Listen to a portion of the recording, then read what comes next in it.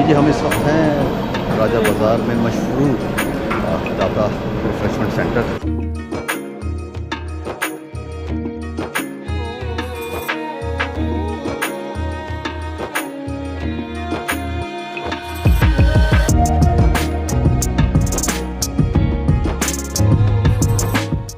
कचौरी है हमारी जो मेन, उसके साथ समोसे हैं चिकन वाले, चिकन रोल है, हम रोल की भी चाट बनाते हैं, समोसे की चाट बना के देते हैं।